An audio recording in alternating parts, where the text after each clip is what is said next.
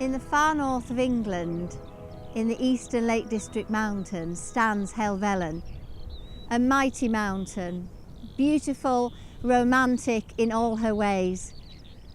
She's surrounded by buttresses, crags and screes that fall away, and she's one of the most visited mountains that we have here. Thousands of people climb her slopes every year to admire the views in all directions.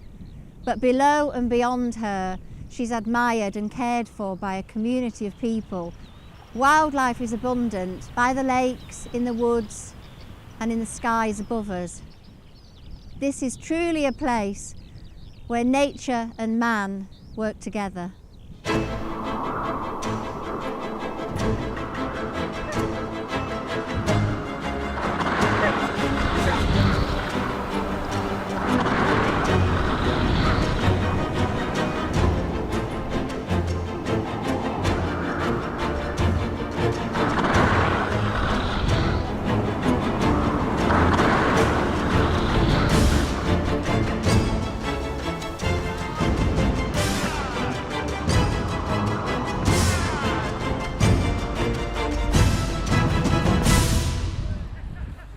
The Lake District Ski Club was formed in 1936. That makes us very much a part of the history of skiing in the UK and also of Lake District life.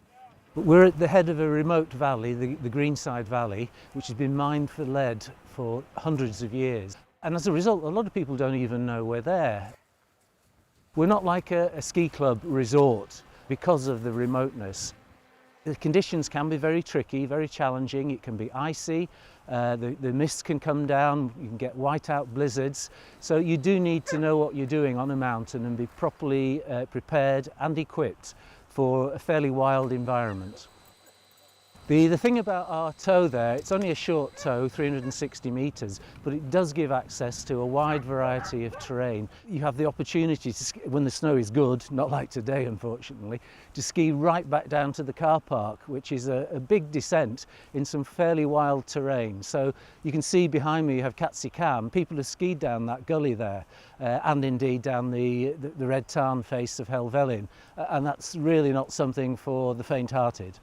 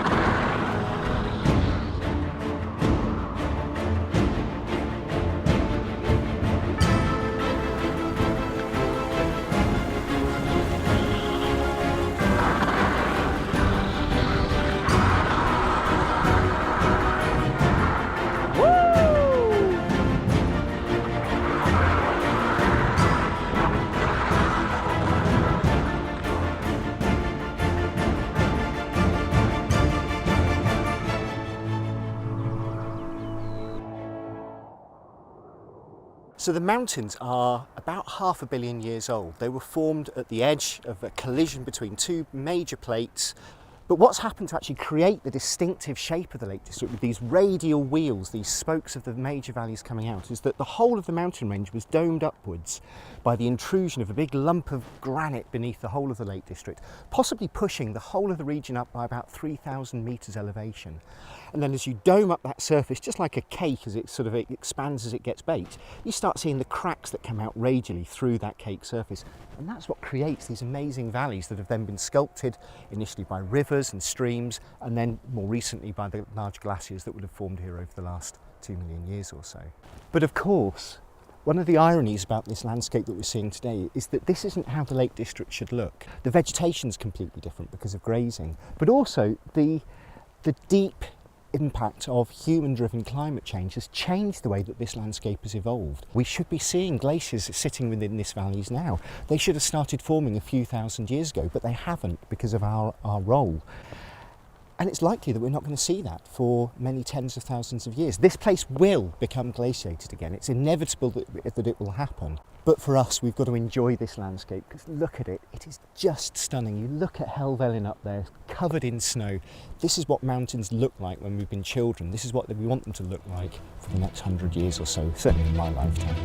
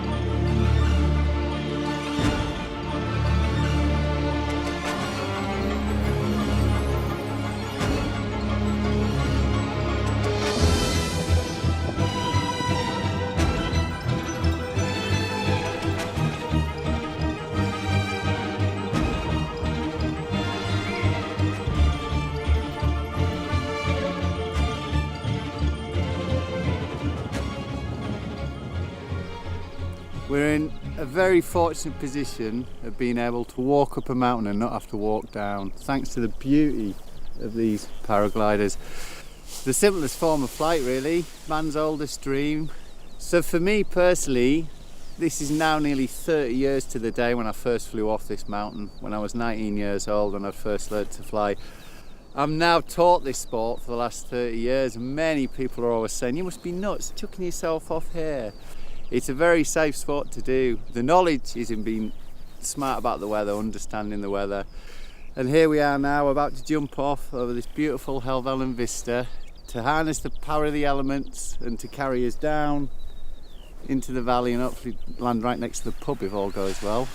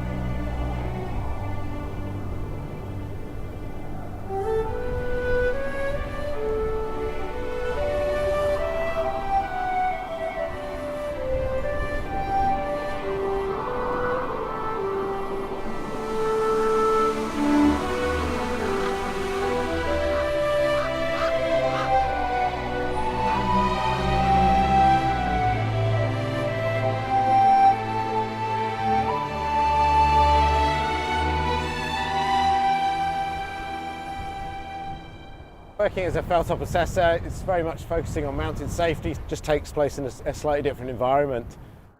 We're recording the weather conditions, we're taking photos, we're blogging about it, trying to give people good information so they can come up here and make good decisions themselves. We're getting a couple of big gusts sort of hammering down the mountain, big downdrafts hitting red tarn below us, but not as bad as I thought it was going to be. We've had a lot of rain, a lot of snow, a lot of big high winds in the last few days. And then looking into the bowl, there's a lot of avalanche activity. Multiple avalanche tracks have come down, lots of different areas. I've got quite a wide-ranging outdoor career all around the world, really. I've been privileged to guide on the big peaks, 8,000 metre peaks. Spend a lot of time in Antarctica looking after clients down there, climbing things like Mount Vincent, skiing to the South Pole. So get that hand over the get that hand over the bottom spike. All the conditions have come good, and I've got 3 guests with me doing their sort of introductory winter skills. Day out with the felltop assessor, seeing what we do, but also learning how to operate themselves in this environment. So the focus is very much on them making their own decisions and being able to use crampons, use ice axe, keep themselves safe and make their own decisions. So there's three parts to our felltop assessor role really. One being visible, being a ranger out on the hill, able to chat to people and steer them and offer advice and encouragement. The winter skills side, and then sort of the original role, I guess, if you like, is to come up here and take some observations. So we look at wind speed, maximum wind speed, temperature, absolute temperature, and the wind chill, what that will do, the wind direction, and they all get fed back to the Met Office to sort of validate their models. And then we have our own sort of weather line. We put all our reports on there on the internet with photos of the conditions we've experienced that day, and that goes alongside the Met Office Specialist Mountain Forecast. So hopefully people have got a really good idea about the environment they're coming into. Just in time for a gust. So it's about 35-mile-an-hour wind at the moment. It's about right. It's just buffeting me around a little bit. It's not pushing me towards the edge, which I'm very aware of. So we'll just take the reading for a couple of minutes. Just gives us a snapshot of what the weather's doing up here around midday. And temperature-wise, it's down to -7. You'd get very cold very quickly if you had a problem and were forced to sit out in this. And then the only other thing I need to do is check the direction of the wind. Everything's a faff in winter with your gloves on and the wind blowing. So I'll do it the pleasant way. Wind behind me. Yeah, we've got a west-southwest, which is what was forecast. But it's driving through some big showers and things. But we've got a bit of sunshine at the moment. People always say, do you get bored going up the same mountain? But it's never the same. So I've had everything from crawling to the summit in sort of 70, 80 mile-an-hour winds to sort of trotting around in my t-shirt on nice hard packed up icy snow. So yeah, we see everybody up there, the well-equipped, the ill-equipped, people eyes out on stalks. Striding a Sewer Edge is one of the classic mountaineering rounds across the country really, and I never get bored of that circuit. I have been coming to the lakes for about 10 or 12 years, and at first it was just like what I guess normal people did and just walked, but then I really got into wild camping. I did my first solo wild camp and I just saw everything in a completely new way. It's the most pure sense of freedom that you can get, and you see the wildlife, the wildlife that comes out is less afraid of you because you almost go one step further. You're no longer just in the landscape, you're actually part of it. You always need to be considerate of where you pitch, well away from roads and people's houses. There is a wild camper's etiquette, which is arrive late, leave early, take out all your rubbish with you, go to the toilet responsibly, don't light a campfire. And above all, I have a rule where I say leave a place in a better state than when you found it, because if I see someone else's rubbish, I'll pick that up too, because I think if we all did that, imagine what an amazing place the Fells would be. Well, they said it was going to snow. It's actually raining and my tent's just flapping around and I'm wet, but it's so nice to be inside. I think some people might think I'm mad to come out when the forecast is like that, but it's the best time because there's no one else here. So I get the Fells all to myself. There's something lovely about hearing that and being in here.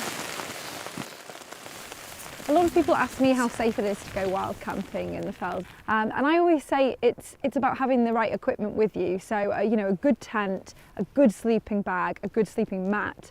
Have warm food, hot drinks, more drinks than you think you'll need, something to be able to collect water. And then I think the other thing, which actually weighs nothing, is knowledge and experience.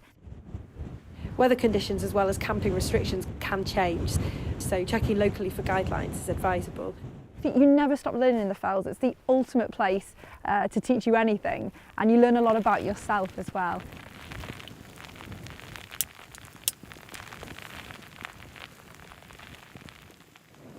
So the wind's blowing my tent around quite a bit. I've been having it really pushed close to my nose. Some people feel exposed or unsafe in the dark, but I feel almost protected by it. And I like to go wild camping on my own, and there are people who think that maybe means I'm antisocial, but it's not that. There's just something in me that clicks when I'm in the mountains, and everything that I'm worried about or stressed about or thinking about even just kind of gets shifted completely into perspective. So it's like I'm disconnecting from my busy normal life, but I'm actually truly reconnecting with everything that actually is really important. Well, it's really windy out here, but it's windy and cold, but it's certainly worth it. The stars are just incredible, and to just know that there's just no one else around for miles. You know, Helvellyn's this way, we've got some of the villages behind me, but it's just me and the stars, and there's something really quite magical about that.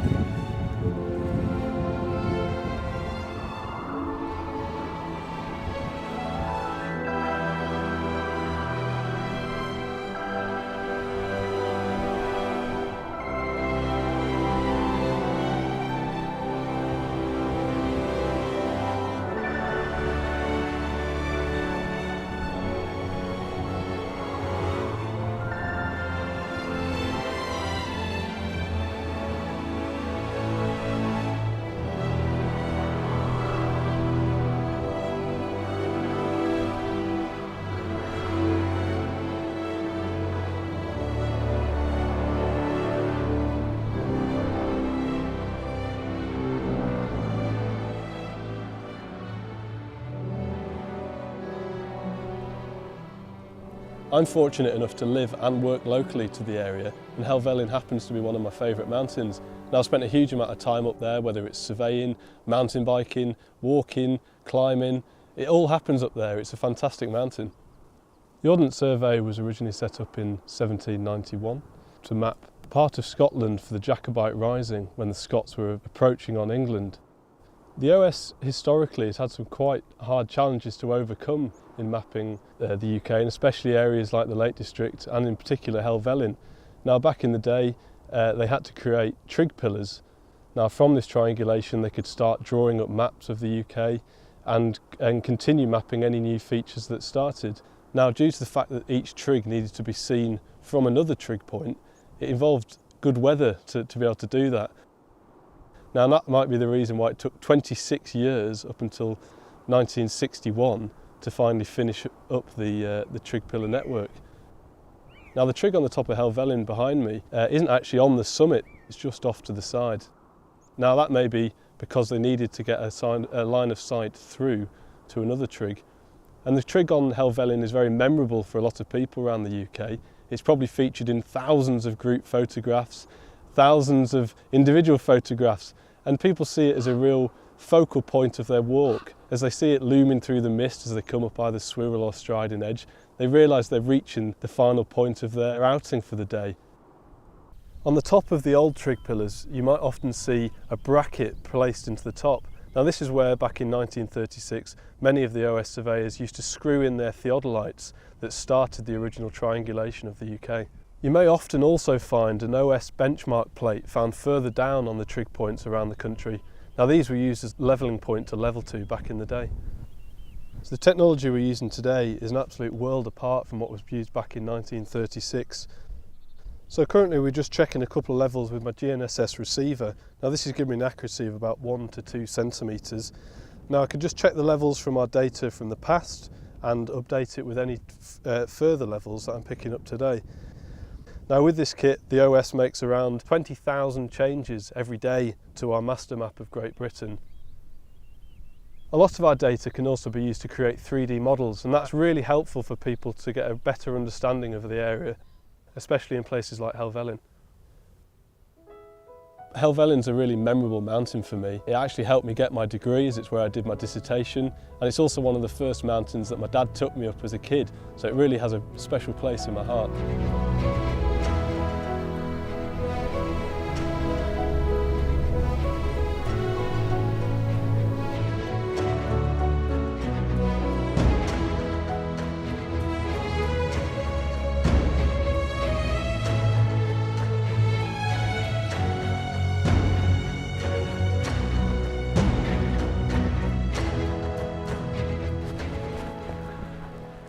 Welcome to spring in Cumbria. Silliest thing is I brought the sun cream today. Here we go. It's officially spring. This is what I came for. Purple saxifrage. And once you see it here, there. You're in a part of the mountain no one comes to. For me at least, I think flowers, well, wildlife in general is a personal thing. These flowers to me are determination, resilience, coping, making do. And I'd love to aspire to feel that way. You should be able to find at least a dozen plants up here soon.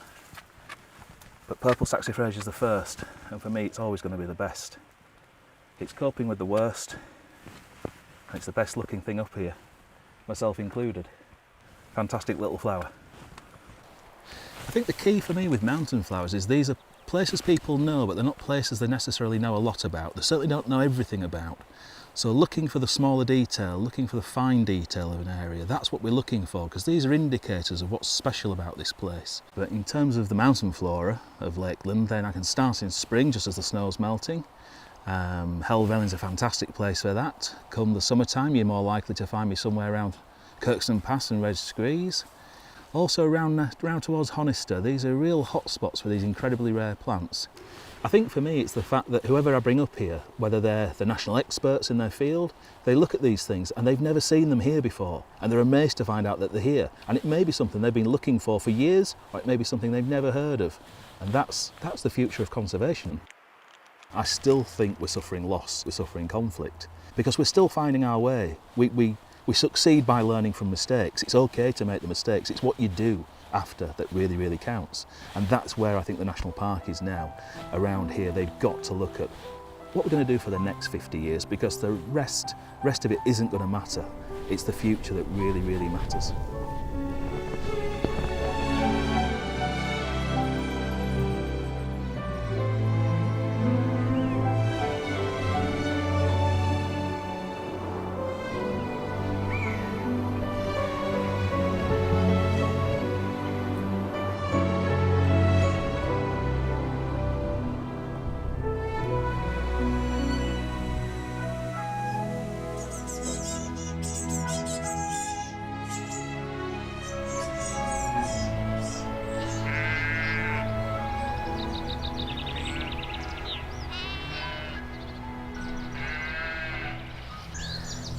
So my family have been on this farm since the 70s, when my granddad bought the farm. He was farming in West Cumbria before moving here. He retired. None of my parents' generation wanted to take on farming because they were really encouraged not to, because I were told no real money in it. So we're aiming to get as much biodiversity as we can on the farm. One of the real goals that we were looking to get was for our cows to be pasture fed, of which we're pasture fed certified, and that means that our cows purely eat grass and pasture, or things that we grow on the farm ourselves that are non-human edible. It's definitely not easy what we're doing.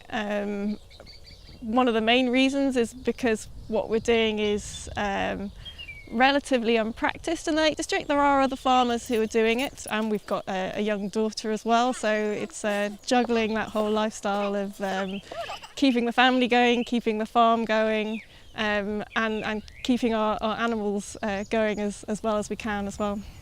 So one of the issues we found with our sheep enterprise was firstly around the economic side of things. In a year of farming sheep under a set stocked system, we made around £600 profit from the sheep enterprise alone. So it didn't really contribute much to the overall running of the farm. That meant that when we were looking at that enterprise, we decided, we didn't really need to focus on that, and we thought the cattle had more opportunity. With the cattle, we can let the grass grow a lot longer, which is much better for the cows, but also for wildlife, soil, everything. We can then bunch them up as they would have been in nature. When we had predators, wolves, they would have kept the cattle bunched up and moving frequently, which is kind of what we're trying to do with the electric fencing. We took on some fell ponies from Libby Robinson recently, and they're still up in the winter block. The idea is later in the year, when things get a bit longer and drier, we're going to introduce the ponies behind the cows, so that if there's anything that's left behind, like little bits of rushes or dock or something, the ponies will come in and just clear it up, and then we'll keep moving them behind the cows. The fell pony goes back into the mists of time in the Lake District. The fell pony has not had the publicity, it's not had the kudos of other native breeds of domestic animal like the Herdwick sheep. We know that Beatrix Potter certainly used them and obviously had them for carriage work, and using them probably on some of her farms for shepherding, which was before the quad bike. Most shepherds would use a pony to go and see their sheep up on the top of the fells. The fell pony eats on the move. It's not a ruminant like cattle and sheep and deer, who will go in a group. Ponies have small stomachs and very large intestines, which means that they are eating all the time for about 18 hours of the day, small amounts, and they can walk up to 15 miles a day. The fell pony has been here for so long, it has actually acclimatised itself to be able to live and survive in quite hostile upland conditions, constantly picking all the vegetation that they will enjoy eating. They'll eat gorse, they eat rushes. These then, with their droppings and dung, create the soil that's so important to keep up on the fell. So it's important, as they use up these wonderful round feet that they have, to trample the vegetation for the spring, so that the new grasses and germination of plants and wildflowers will be created. We need to be able to see more of them being used for conservation grazing, and the fell pony will give that and make it a workable environment for other species. But there are not that many.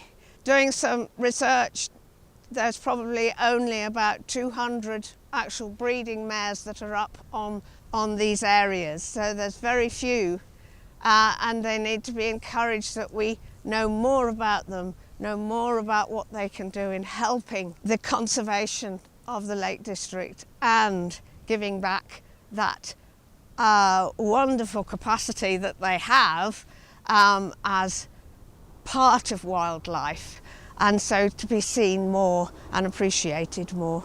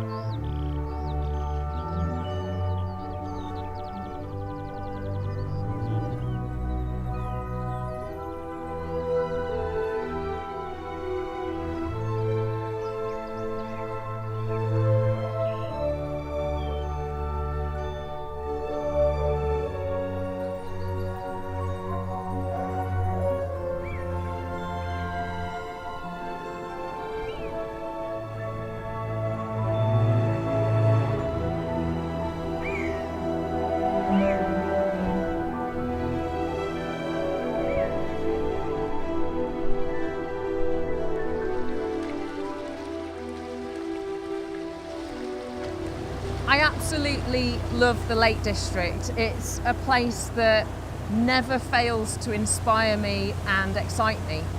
Possibly one of the things that many people don't realise is that when they look at these amazing landscapes, they're not just looking at a phenomenal natural landscape, they're also looking at a human landscape. You come into Pooley Bridge is Dunmallard Hill, and on the top of that is an Iron Age enclosure. So it dates from about 2,000 years ago, possibly 3,000 years ago.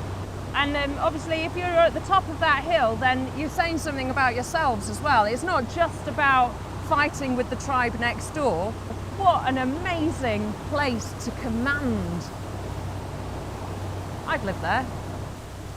So for example, over there, you've got Askham Fell, and that's got more than 100 Bronze Age monuments, stone circles, alignments, trackways, evidence of hut circles.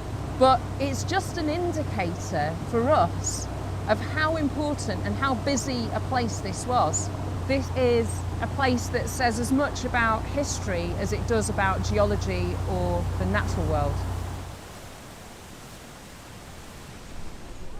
Glenridding now is obviously mostly a tourist town. It's catering for the tourist trade, and most of these little cottages here are holiday cottages that you can rent. But the origins of this village are actually in pretty heavy industry, because just further up the valley is the Greenside mine. It was a lead ore mine, one of the biggest and most important in the country, and it was really extensively worked from about 1825. These cottages, lovely and picturesque holiday lets that they are now, started off as workers' cottages. These ones were built in 1890, and they only got fresh water and an inside loo in the 1950s. After you, Eddie. Right. So we're here now at the Greenside Mines up the Glenridding Valley, and I'm joined by Eddie Poole, who was one of the last workers to work here while it was still an active mine. Eddie, what was it like here? Well, very similar to what it is now. This was the joiner's shop here. Yeah. See that curved bit there? Here. All that was a furnace. So how many people were working here? 80 or 90.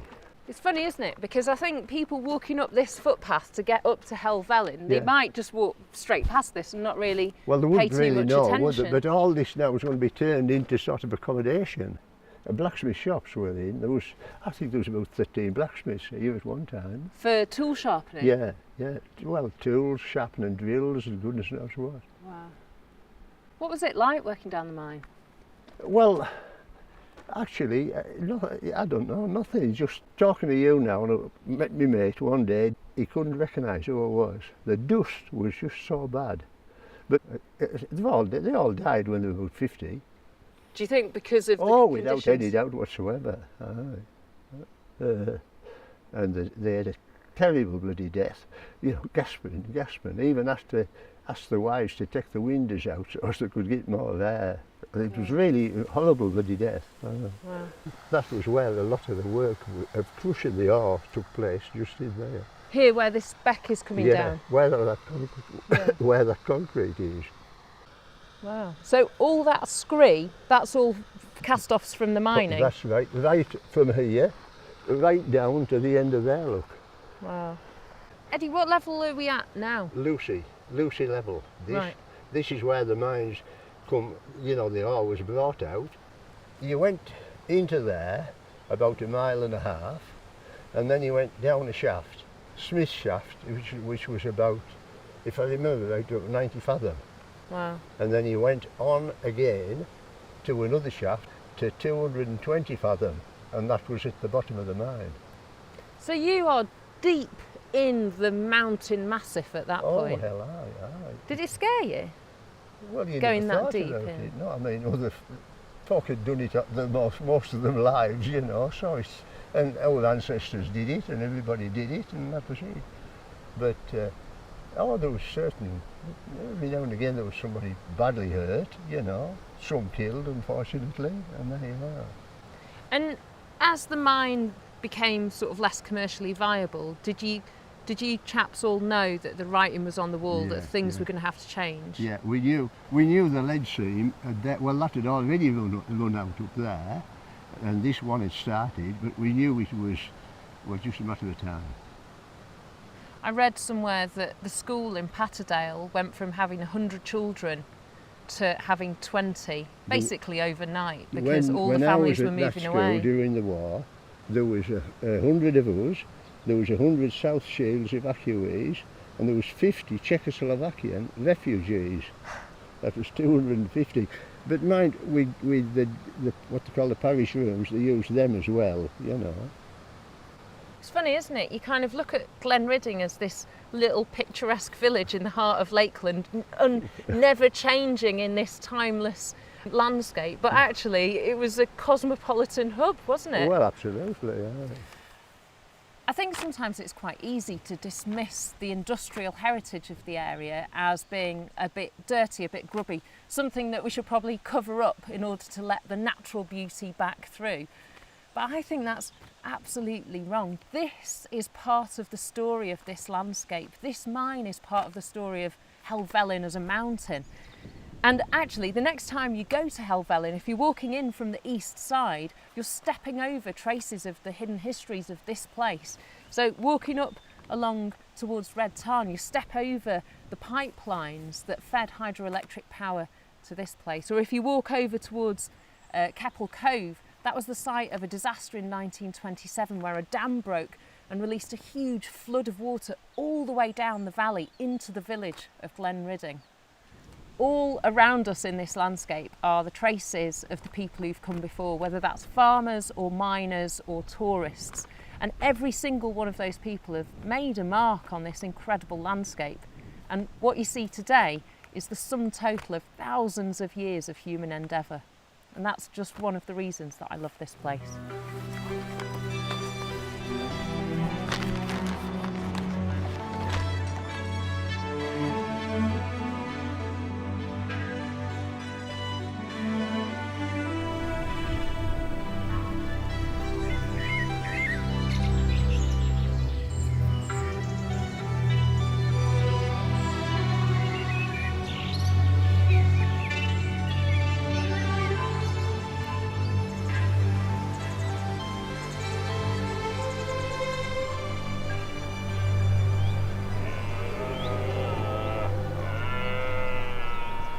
Helvellyn and the rest of the fells have inspired countless artists and storytellers.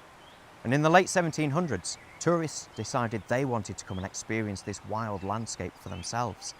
There were plenty of guidebooks to meet their demand, but most of these were little more than holiday journals, describing the same few routes up a limited number of hills.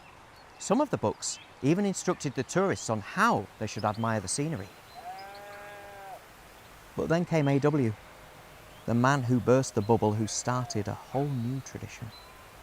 Alfred Wainwright focused on the fells and the routes up them. That's not to say that he didn't have similarities with the picturesque movement.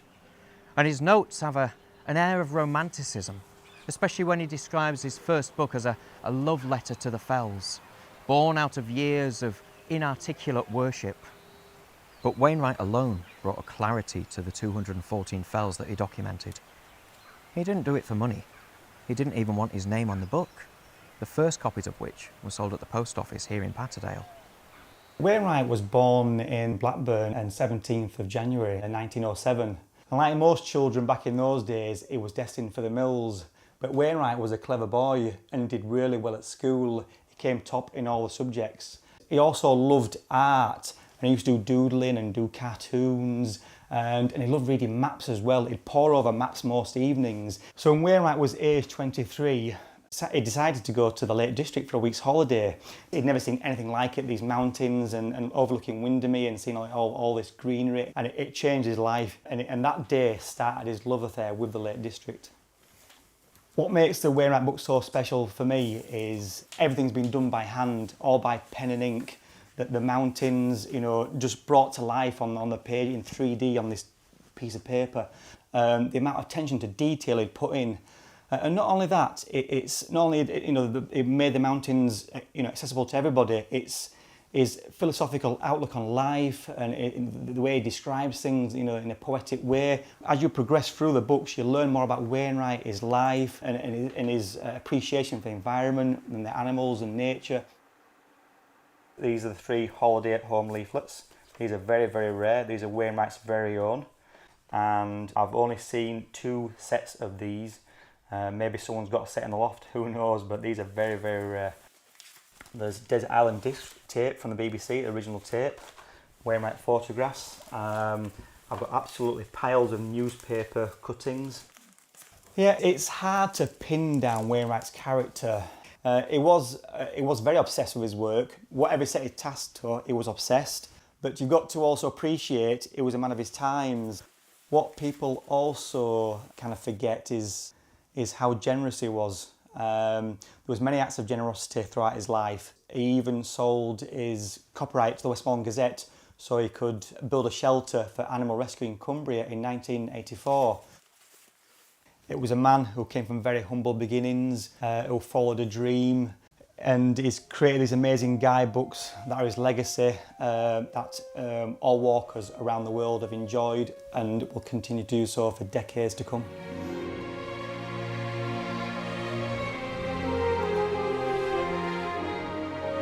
Writing all my notes and descriptions and so on for the time when I was too old to go on the fells. I found it so wonderful. Never dreamt that there could be a landscape like that. They've given pleasure to other people and I'm quite happy about it. When I first came, if you walked along the street with a rucksack on your back in Keswick or Ambleside, you were an object of curiosity. But of course, once you're out of the valleys, then it's just as it used to be. You can be on your own all day long on the fells. I've got memories now. I live on memories now, not on what I've written in the past.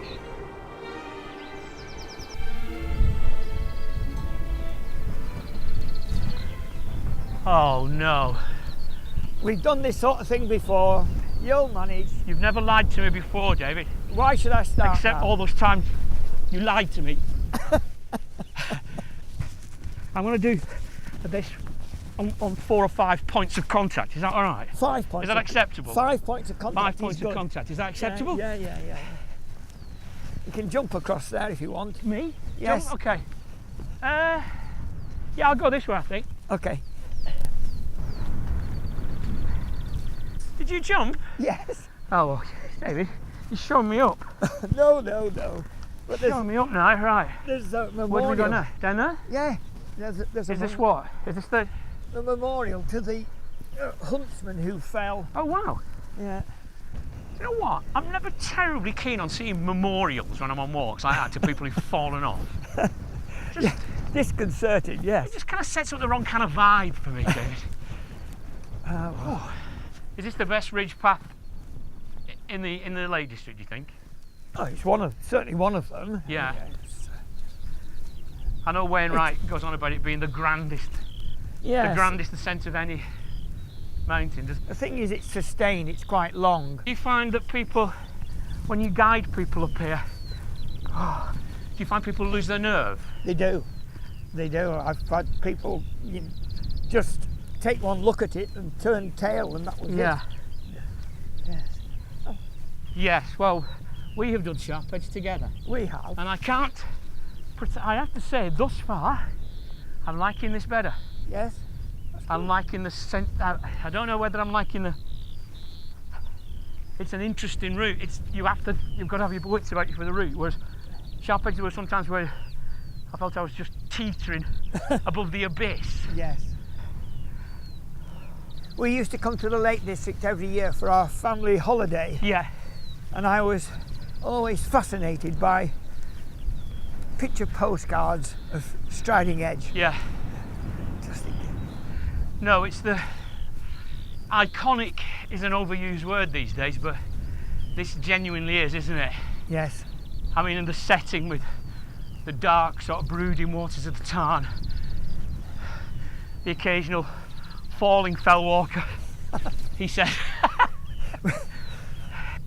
No, this is magnificent. You've got to take it in. This is really magnificent mountain scenery, isn't it? We're lucky, and it's worth. You've got to like a lot of the Lake District, you can see a lot of it from a car, but you have to make this effort to really get the proper sense of it. Right, so this is the bad step. Okay. Keep 3 points of contact at all times. Okay. 5 if you've got them. Well, let's hope it stays at just 5. Swap. Okay. Right. So, okay. There are plenty of footholds, and there are plenty of handholds. Okay, you go down a little, Yeah, and then I can. If you handholds, there's good ones Got everywhere. one, yeah. That's literally the bad step, then, isn't it? That is it. Yes. We're not quite down yet, but you've done the worst of it. There was a certain frisson of stretching my legs over that gap. I don't mind telling you. a certain, I won't say erotic frisson. That's no offence, David, but. And that's it. Done. Was that it? That's it. Striding edge. Done. Really? Yeah. Well done. Hang on. Thank you. Well, thank you for being such an able guy. Wow. Oh, wow. Hey, that looks worse from below. I feel quite pleased with myself. Good. Oh man. Yes. Another memorial. Yeah. This is the first mountain I was brought up. Really? Yeah. My father brought me up here and stood me on top of the trig point. The trig point being 3,118 feet above sea level. Yeah. And with me stood on the top, 3,121 feet above sea level. You topped out at 3, well, yeah. Yes. Are you going to do it again? Yeah, I will try. Come on, I think you can do it. It's a bit windy. It was only 20 years ago. Come on. My turn to show you the footholds now. Come on, okay. Right, I'm going to stand here. Yeah. Try that. Right. Try that. Can you stand up? Yay! Well Yay! done. Cheers, mate. All right. Right. That's a long time since I last did this. Wow, that's good. You all right? Yeah. Oh, I'm glad I didn't fall off it. No, I'm glad. That would have. We don't want the David Powell Thomas Memorial up here as well. But it's wild. It's kind of otherworldly today. It's like the surface of the moon, isn't it? Yeah. And it's just getting worse, isn't it? And it is, isn't it? Yeah. Don't swirl edge. Swirl edge.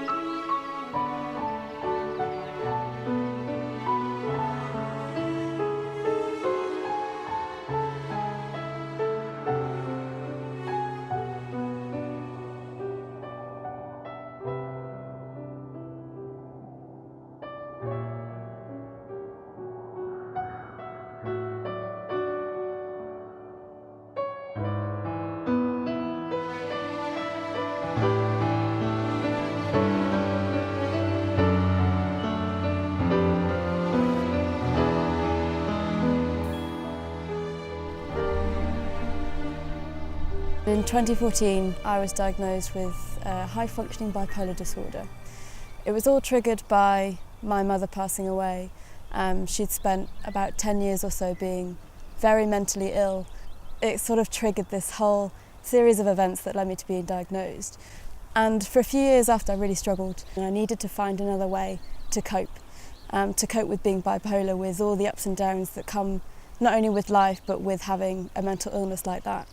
I got active in the outdoors, and I realised that being in the mountains especially just really helped calm me down, because when you're outside, when you're on the summit, everything just seems to fade away, nothing else matters. For me, it's moments like that the Lake District, you can't get anywhere else, and it's really special in the sense that those moments do stay with you forever. Coming to the mountains has definitely improved my mental health and well-being, as well as my physical health and well-being, and for sure it's a form of medication for me. I've always been an active person, and being outdoors is where I find my battery recharge, as it were. And in 2006 it all came to a head when a truck ran into the back of my car, and my life changed dramatically. Housebound for around 2 years, struggling to see any light. Your mind starts playing very, very dark tricks with you. I was clinically diagnosed with severe depression, and I was on the verge of suicide. And I met this chap, and this little man lived around the corner from me, and it was basically as far as I could walk to go and see him. And Max is my miracle dog. He gave me a reason to get out of the house, to go and see him. And from that day on, my life changed dramatically. We started cataloguing photographs of Max, and it was more, I suppose, for me to show where I'd been and where I'd got to, so I could say to people, oh, this is how far I walked today, or this is where we went today. And it was suggested that Max should have his own Facebook page. I think we're just over the 100,000 followers mark in about 3.5 years, 4 years. And it's incredible because you don't realise the reach that your photograph of the Lake District, where that goes in the world and how it makes people feel. And that's the miracle of them, really, is that they make people smile and they make people happy. This one came along, Paddy. Paddy's been brilliant. He's just a live wire, he's full of fun and full of energy. And he's been superseded by our rather quiet puppy called Harry, Prince Harry of Winterfells.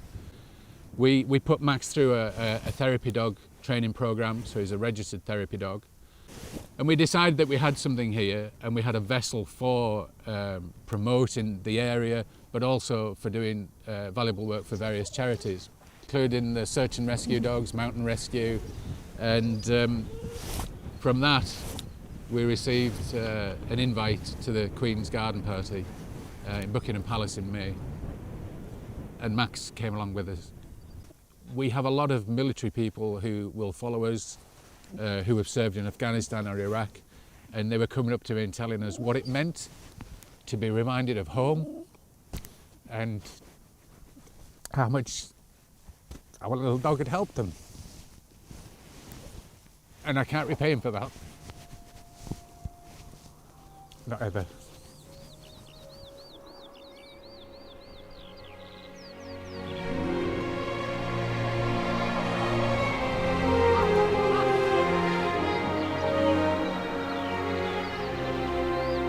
Helvellyn's just one of them places to me. It's like a big playground. It's got a real mixture of everything. You know, Striding Edge, Whittle Edge isn't quite a tough scramble, but it's a little bit exposed, you know, and running fast along it gives you that little bit of thrill. So I like to think of myself as being pretty tough, to be honest. Sometimes the harder it is, I tend to think the better I do, but I prefer it to be a horrible day, to be honest, and I think I would do it fair a lot better. Fell running started for me when I was, 14, 15, and I went from racing on the west coast or racing around Cumbria, to racing all over the world. Although trail running and mountain running in Europe and all over the world's taken off, in my eyes it'll never match fell running. Fell running's got a different atmosphere and a camaraderie what isn't in any other sport or fashion of the sport, you know, and I think it's real personal to the lakes.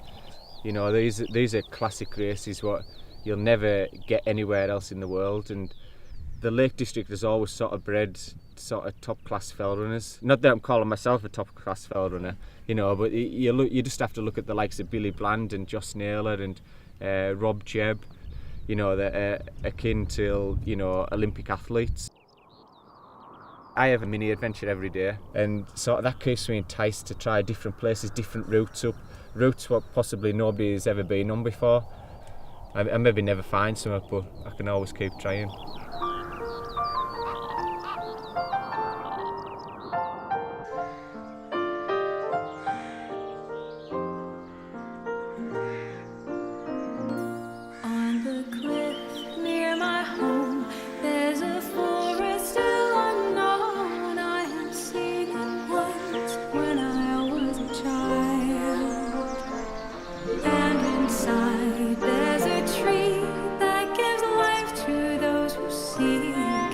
To heal the world and give love away.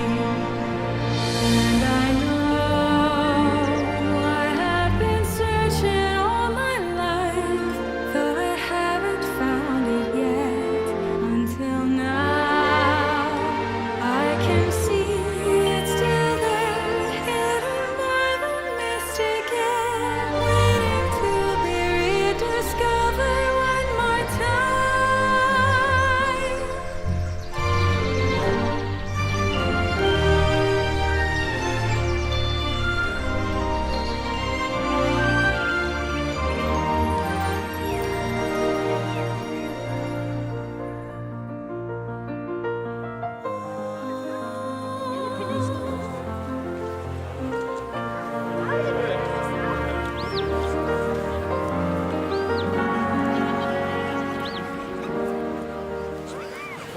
Well, it's not bad for a little village show. Look at the people who are here today. Generally speaking, they're people who may be on holiday, but they've come and they're recognising the importance, and everything that you're seeing here is about what we say is normal life round here. Farming's changed, and the tragedy is that the local people who know how to run and look after sheep on these fells, they're the ones who are disappearing. Now, a stick like this, it should catch your sheep, but you should also be able to give your dog a twank up the backside. But if you broke your stick on your dog, no, that was not done. I dare say over the time that farmers have been shepherds and using them, one or two will have been broken. Well, I started as a young boy. In those days, there wasn't the things going on in the valleys and the country that there is now. And when it was Paddle Dog Day, was a big day in Paddle. And I think when I was a young boy, there was only 3 cars in the village. Now there's 3 cars outside some of the houses. It's all changed. Not everything for the better, but a lot on it is. I've always, as I said before, working up here, I've worked dogs all my life. It's going along, taking part, and you meet a lot of friends that you have a crack with. You maybe never see them for months. What we're looking for with these are fell foxhounds, and what we're looking for, good deep chest, which is the engine basically, and just a nice conformation, an athletic looking animal that can cover the ground like a racehorse. The Oswald foxhounds were originally started in 1873 and they've been here ever since. It's a part of natural life, country life, these shores. It isn't just about what people think. We follow trails now, so we all try to do everything 100% legal. You know, you get people out on the fells to see the hounds and just think it's a marvellous sight. And as you can see, we've got the most wonderful scenery around us that you couldn't wish to live or work in a more beautiful place in the country. Well, Cumbrian dialect originates from the Vikings.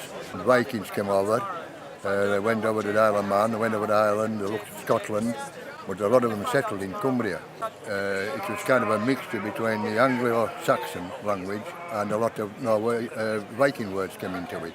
A few years ago, if you went to a village school, you would hear kids talking in dialect.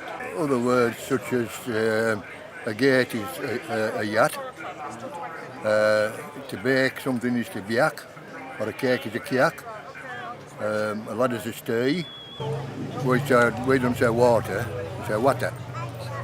Wool's water, we talk about wool's water. Years ago, people never went out of the valley, never mind out of the county.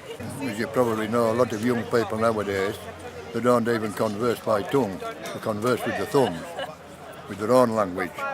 So we don't want to say the Cumbrian dialect die out, but another dialect might take over in its place. But it is getting more and more difficult to get people to join in the society, you know, because a lot of people don't understand it. Glimmers, bleeds and bay, and the lambkins skip and play. Tarry woo, oh tarry woo. Tarry woo is ill to spin. Card it well, oh card it well. Card it well, ere ye begin. Our hobby, our passion together was hill walking. And then when my spine decided that it wasn't going to hold me up anymore, I honestly thought I'd never reach another summit. I thought that was it. It was, you know, down there in the car parks in my wheelchair, watching other people don their hiking boots and throwing on the rucksacks and setting off for a day in the hills. I mean, when we come out on any kind of adventure that brings us out into the fells, our first protocol is an ordnance survey map. We look for bridle ways, and the vehicle that we use is a Class 3 mobility vehicle, and so it's allowed to go where any boot goes. But everything's based on safety. That's why we always have Jonathan with us. And you know, it's not about sanitising routes either. If Mother Nature's put those stones there, the stones are there for a reason, and I haven't been able to get to the top. We're looking at the technology that's out there now to be able to get people with disabilities out into the fells and into the mountains. I always talk about my wheelchairs as being my shoes, and this here, I've got my 4-season boots on today. To be out here in the fells, it's an emotion. You've got the views, that feeling inside that it's just. A word hasn't yet been invented to express how I feel today. With all this in front of me, I'm above some of the summits, but there isn't a word that just goes.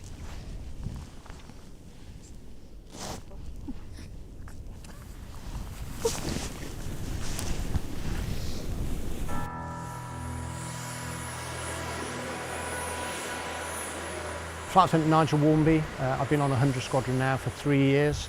It's probably my last tour of duty, having been doing this for 40 years. I happen to be operating out of Leaming in North Yorkshire, but I actually live at the base of Helvellyn. I live in a little village of Patterdale, so Helvellyn to me is my local mountain that I'll climb not every weekend of the year, but certainly half the weekends of the year I'll be seen on Striding Edge. We've actually had an aeroplane land on Helvellyn, not in my time, I hear still, and I'm not that old. But back on 22nd of December 1926, a light aircraft intentionally landed on the summit of Helvellyn, and then, more importantly, managed to get airborne safely again. Fortunately for 100 Squadron, because we fly the Hawk, unlike my previous aeroplane, which was the Harrier, which could vertically take on the land, I'm afraid we won't be landing on Helvellyn anytime soon. All of our flights require quite a lot of planning and briefing before we go, so for an hour in the air, I'm probably going to spend an hour and a half, maybe 2 hours planning, and then another hour briefing.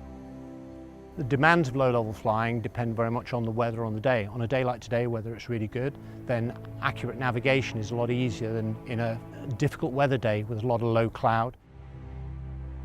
Obviously there are set limits in which we're allowed to low fly, and as the weather comes down, the pressure on Earth to navigate accurately becomes more difficult, particularly when you're in terrain that maybe you're not familiar with, or where there are no margins for error. So for instance, when we're mountain flying or we're going through the mountains, there aren't many areas in the country where we can actually do that. Obviously there's the Highlands of Scotland, there's the mountains of North Wales, and there's obviously Cumbria.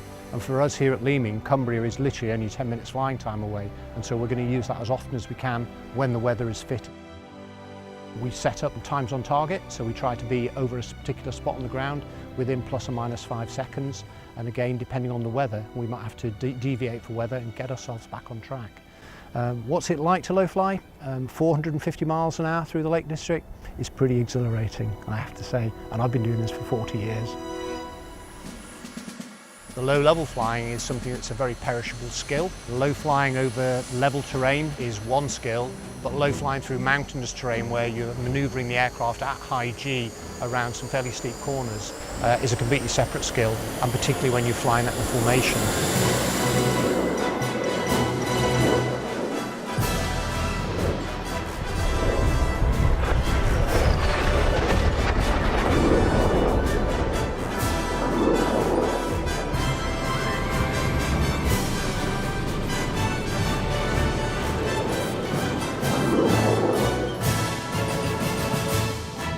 100 squadrons role in the Air Force.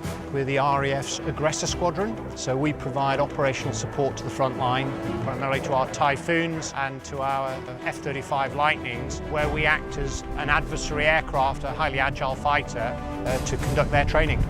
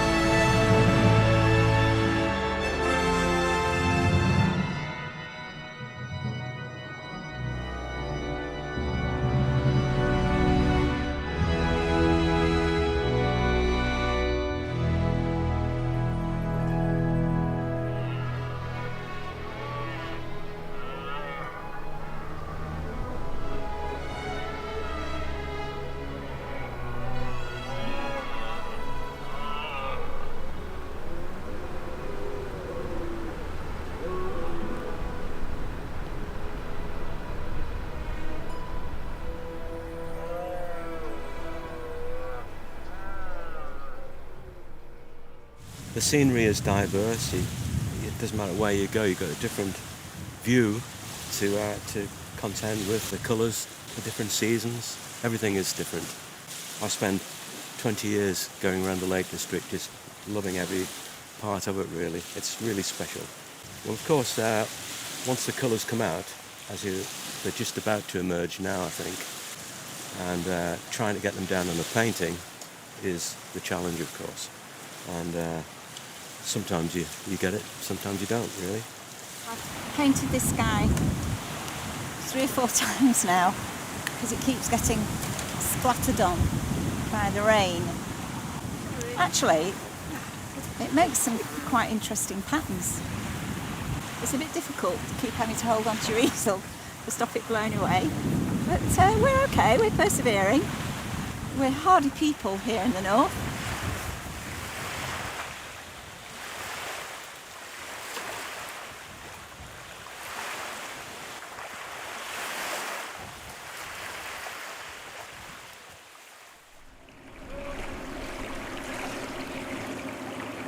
We do the dawn cruise twice a year.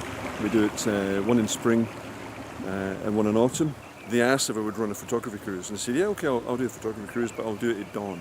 And I suppose it was a selfish reason as well, because I wanted to be out in the lake at dawn.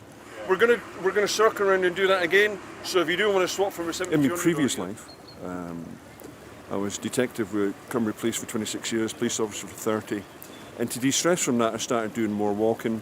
Fell in love with the scenery all over again. I'd always wanted to take pictures, but I suppose life, kids and whatever else had got in the way.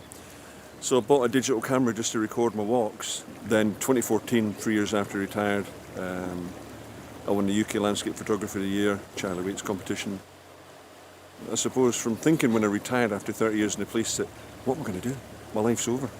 And all of a sudden I've had a second life. So you're going to lose the focus of what you're shooting at. So What I find with photography, I found that photography almost makes you see the countryside again, see it through different eyes, you appreciate the beauty more.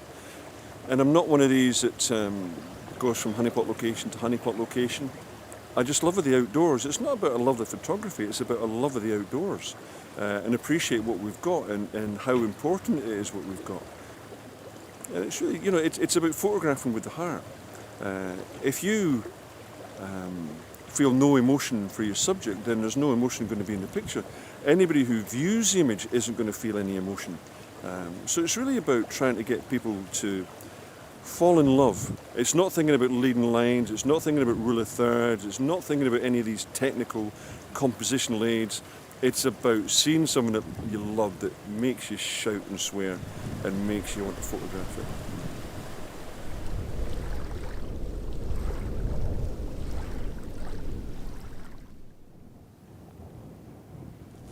Well, I still like to think of the Lake District as home, even though I moved away at the age of 18, having grown up in Kendal. So these trips, when I can manage to get up here, are really quite precious. As I say, I grew up in Kendal, went to school there. I think that's probably where I first sort of got the inspiration to get involved in weather. I mean, for one thing, you experience an awful lot of weather in the Lake District. You can't get away from it. But we actually had a weather station at school. I used to do the daily readings there. And from there, that kind of developed the weather interest a little bit more. First job, British Antarctic Survey as a meteorologist. I actually went down and spent 2 years in Antarctica back in the 1980s, which was an amazing experience and definitely drew, I think, on my days in the Lake District fells as well. After that, joined the Met Office as a weather forecaster back in the mid-80s, and well, that was my career for over 30 years, 20 years of that as a weather presenter on the BBC, doing things like the Countryfile forecast, for example, which of course is of big interest to people that are getting out and about in the hills like this. It's a really, really difficult place to predict for. The weather just changes so much. Mountains have a really big effect on the weather. They actually create their own. You often hear people say in the mountains the weather's completely different in one valley to the next, and that's absolutely true, and we can actually see it here today. Helvellyn, covered in cloud, looking out over there to the Eden Valley, the sun's actually shining out there. I can see patches of blue sky. You know, mountains are to weather what a boulder is to a river. it blocks the flow. It's forced to go around it. So just like water has to go over, around a boulder, then the weather has to go around these mountains. And that's what makes these sort of landscapes so fascinating. On a day like today, even with all this cloud cover, I'm seeing breaks in the cloud as the wind just becomes that bit more turbulent. We're seeing lovely light effects just drifting across Ullswater there, and I can see shafts of rain as the showers are beginning to come in as well. It's what makes it just so beautiful, particularly in this soft autumn light. I mean, if you just go a few miles that way to Ambleside, the annual rainfall there is something like 2,000 millimetres of rain, so about 2 metres of rain a year. But then a few miles out that way in the Eden Valley, it's well below a metre, so much less than half the amount of rain that you get over in Ambleside. And the reason for that is that most of the rain-bearing weather systems that we get in the lakes come in from the west, from the Atlantic. That rain-bearing cloud comes up against the western side of the fells. The air is forced to rise as it comes up against the mountains. As it rises, it cools, it condenses, that thickens the cloud, if you like, as it's rising up the mountains. And then rain falling from higher clouds actually strips out the moisture of the lower level clouds as it falls through. And those two things combine, and particularly combine here in the Lake District, to provide some huge rainfalls. So having dropped all that rain over that side, there's not much left then to fall over this side in the Eden Valley. And that's why the Eden Valley sits in what we call a rain shadow effect. Now, of course, the temperature drops with altitude in the atmosphere.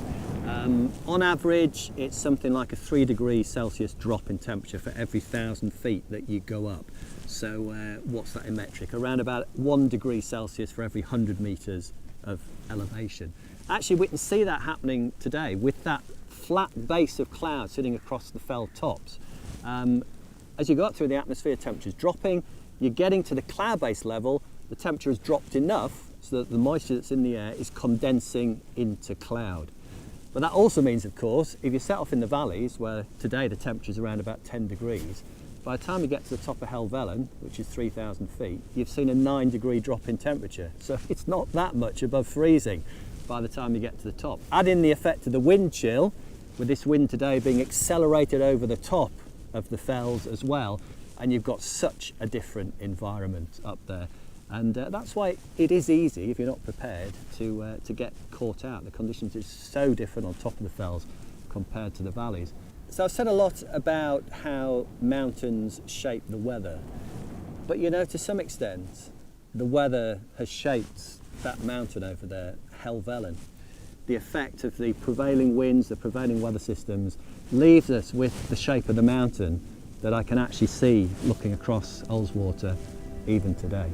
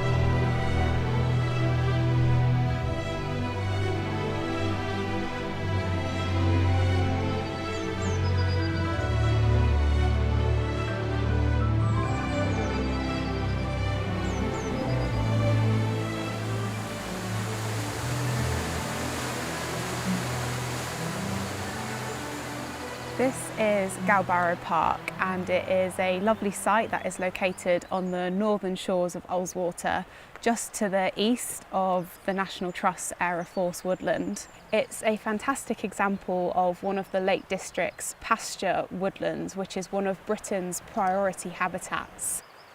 This tree is a pollarded wych elm. It is easily the crown jewel of the Lake District. It's so special. It really is an antique that sits in the landscape, but it isn't its antiquity that makes it so special. It's all of the life that this tree supports, in particular its lichen interest.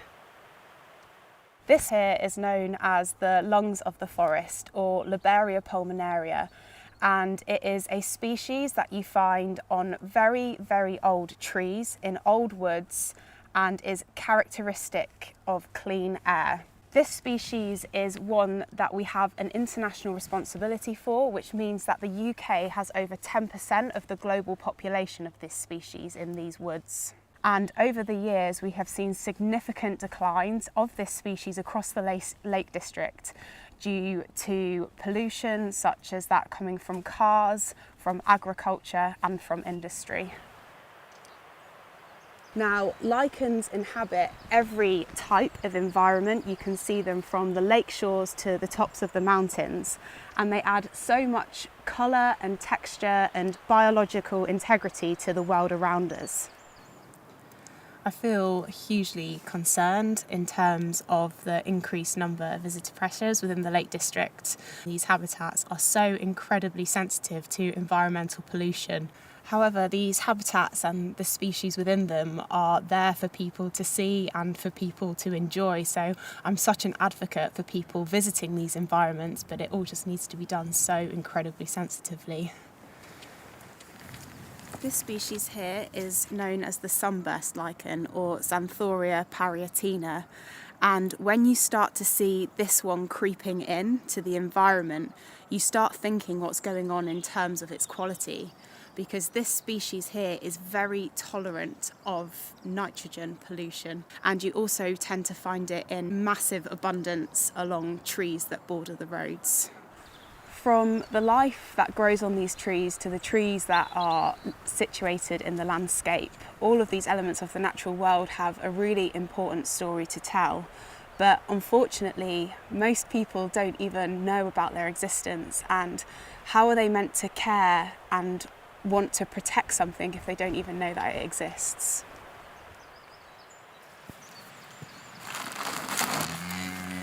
Well, we're in a tenancy here with the National Trust, and obviously this is a park here that they're wanting to supposedly regerminate into, you know, a bit more, you know, a little bit more woodland there, and cattle seem to keep the grass down, you know, better than sheep really. You know, put traditional breeds on, which we have here, which is the bluey grey cow, so, and then the Chatelet calf. Just fetched a little bit of supplementary feed there for the cows. You know, it's just getting that time of year now where there's not a lot in the grass, so a little bit of feed there just gets them content and keeps them going. So it's just a nice morning to come and check on the cattle. So yeah, that's what we're doing this morning there. So then we're going to obviously go and put a wall gap up here while we're here. So. Where we're at today is an old deer park back in the 1600s, originally grazed by deer. Up until the latter 100 years it's been grazed by the more domestic farm animals, sheep and cows. Important sites like this, Glenamara Park, is full of veteran trees. We've removed the sheep, working with our tenant to try and get some more regeneration, and it's farming and conservation working in harmony. As I see, the National Trust is very important to maintain the landscape, the cultural landscape. The National Trust has 90 farms in the lakes. Not every day is like today. We do get a lot of wind and rain, which makes the job harder. Being out all day, putting walls up, fencing, it does get a bit monotonous at times, but it's days like this make up for it.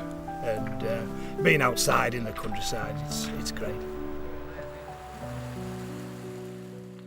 A distant glow, a timeless flow of secret whispers and evermore, a sight to breathe if you believe.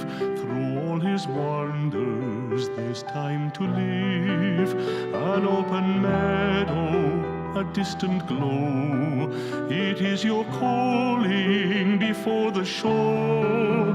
It stands alone there, observing life, tall as his shadow, warm as his light.